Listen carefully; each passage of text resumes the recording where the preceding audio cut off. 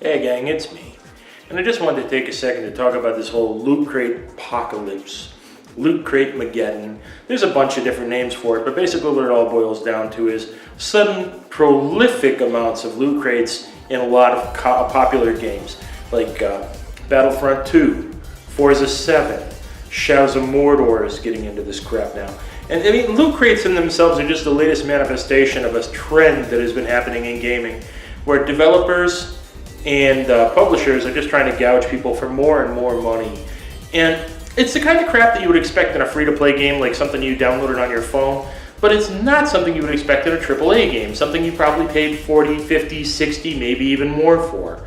But it's something that we're seeing more and more, and everybody is getting mad at the developers and getting mad at the publishers, and there's a good reason that's totally understandable.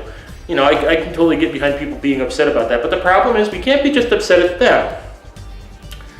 Because every time we buy one of these games, every time you purchase a game that has loot crates, season passes, and extra content that you've got to pay for outside of the purchase price of the game, you're supporting this kind of activity.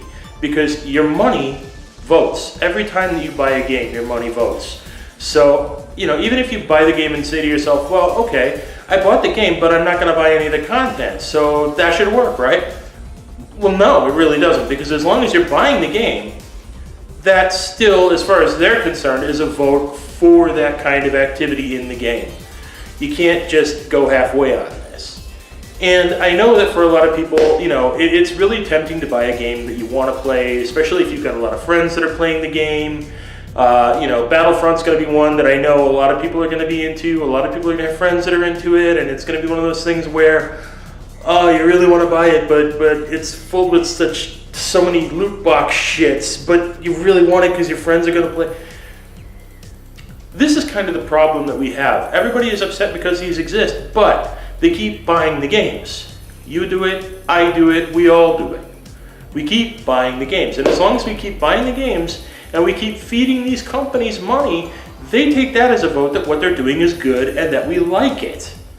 So what we're basically doing is we're complaining about something on forums and we're complaining about something in other places, and then we're going and handing them money and affirming the fact that we want them to indeed keep doing this. It's not going to change. We're not going to see it go away, and it's not going to change. As long as we continue to give them cash to keep making these games, and to keep doing this to us, we're going to see it continue. So how do you fix it? How do you make it stop? Well, the most obvious way is just to not buy the games.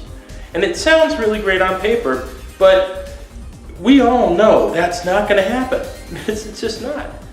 Because people are going to get the games because they want to play the game, or because they've got friends who want to play the game, and they're going to play it anyway, and they're maybe even going to buy microtransactions in the game and spend money on loot boxes and crap anyway. Because if they don't, they'll be left behind or lag behind other players who will have the advantages of using these things. So the only real fix, the only thing that the developers and the publishers care about is cash flow. It's the only thing. If you want this stuff to stop, then you have to not buy the games. But as I've already said, it's very unlikely that any of us are really going to stop. And just one of us doing it, or two of us, or just me, or just you doing it wouldn't matter. It has to be gamers as a whole have to come together and go, you know what? No, I'm not paying for this game. I'm not buying this game. I'll go play a different game, and I'm not going to give you my money to do something I don't like.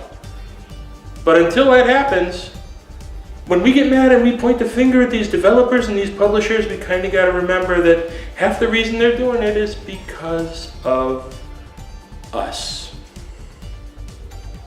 You and me, my friends. We are in no small way to blame because we continue to pay for these games. We need to change. You and me. Us as gamers, we need to change, and we need to stop it. And until we do, then we only have a little right, really, to complain about this because we're frankly paying for it. Till next time, guys.